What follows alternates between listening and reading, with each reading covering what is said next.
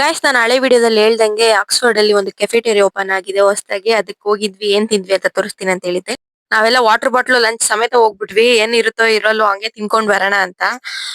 ಒಳಗಡೆ ಹೋಗ್ತಂತೂ ಚೆನ್ನಾಗಿ, ಹೊರಗಡೆಯಿಂದ ಚೆನ್ನಾಗಿ ಕಾಣಿಸ್ತಾ ಇತ್ತು. ಒಳಗಡೆ ಹೋದ್ರೆ ಫುಲ್ ಆಕ್ಸ್ಫರ್ಡ್ ಆಕ್ಸ್ಫರ್ಡ್ ಎಲ್ಲ ಬಂದ್ ತಿನ್ಕೊಂಡು ಹೋಗ್ತಾ ಇದ್ರು. ಸ್ಟೂಡೆಂಟ್ಸ್ ಡಾಕ್ಟರ್ಸ್ ಎಲ್ಲ ಬಂದಿದ್ರು. ಆದ್ರೆ ಪ್ರೈಸ್ ಅಂತೂ ಜಾಸ್ತಿ ಅನಿಸ್ತು ನನಗೆ. ನನಗೆ ಅಲ್ಲ, ಎಲ್ಲರಿಗೂ ಅದೇ ಅನ್ಸಿದ್ದು. ಸದ್ಯಕ್ಕೆ 2 ಕೌಂಟರ್ ಓಪನ್ ಆಗಿತ್ತು. ಒಂದು veg puff, egg puff, samosa ಈ ತರ ಒಂದ್ ಕೌಂಟರ್, ಇನ್ನೊಂದ್ರಲ್ಲಿ ಸ್ವೀಟ್ಸ್, ಕೇಕ್ಸ್, ಏನೇನೋ ಆತರ ಡೆಸರ್ಟ್ಸ್ ಆತರ ಒಂದು 2 ಕೌಂಟರ್ ಓಪನ್ ಆಗಿತ್ತು. ಇವಾಗ ನಾನ್ ವೆಜ್, ವೆಜ್ ಎಲ್ಲ ಇದ್ರಲ್ಲಿ ಇವಾಗ ಓಪನ್ ಆಗಿದೆ. ಸದ್ಯಕ್ಕೆ ನಾವು ಹೋಗಿದ್ ಫಸ್ಟ್ ಡೇ ಇಷ್ಟೇ ಓಪನ್ ಆಗಿದ್ದು. ಏ ಎಲ್ಲಾ ನೀನೇ ಪ್ರೈಸ್ ಜಾಸ್ತಿ ಇತ್ತು, ಅದಕ್ಕೆ ನಾವು KFC ಗೆ ನಾನು ಹೋಗ್ಬೇಕಾಗಿತ್ತಲ್ವಾ ಹೇಳಿದ್ದಾನೆ ಅಂತ ಮಾತಾಡ್ಕೊಂತ ಇದ್ವಿ.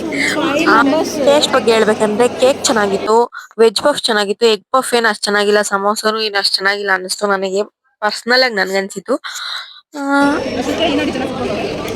ಇಷ್ಟು ಜನನಾ?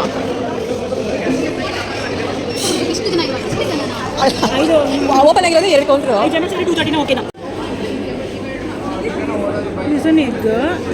Some veg roll mostly veg ಪಫಾ, ಪಿಜ್ಜಾ ರೋಲಾ?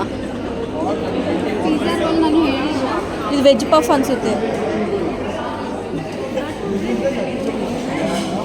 ಮತ್ತೆ ಕೆಫೆಟೇರಿಯಾ ಓಪನ್ ಆಗಿರೋದ್ರಿಂದ ಫಸ್ಟ್ ಪೂಜೆ ಎಲ್ಲ ಮಾಡಿದಾರೆ. ಬೆಳಗ್ಗೆಯಿಂದ ನಾವು ಹೋಗಕ್ಕಾಗಿಲ್ಲ, ನಾವು ಫಾರ್ಮಸಿ ಫುಲ್ ಬಿಸಿ ಎಲ್ಲಾರುನು. ಅದಕ್ಕೆ ಎಲ್ಲ ತಿನ್ಬಿಟ್ಟು ಆಮೇಲೆ ಪೂಜೆ ಮಾಡಿರೋ ಹತ್ರ ಹೋಗಿದ್ರಿ. ಎಲ್ಲ ಪೂಜೆ ಮುಗ್ದೋಗಿತ್ತು, ಆದ್ರೂ ನೋಡ್ಕೊಂಡ್ ಬರೋಣ ಅಂತ ಹೋಗಿದ್ವಿ. ಸಕ್ಕತ್ತಾಗಿ ಮಾಡಿದ್ರು. ರಂಗೋಲಿ ಅಂತೂ ಚೆನ್ನಾಗಿತ್ತು, ಹಂಗೆ ಫುಲ್ ಲಕ್ಷ್ಮಿ ಹಂಗೆ ರಿಯಲ್ ಆಗಿ ಬಂದಿರೋ ತರನೇ ಇತ್ತು.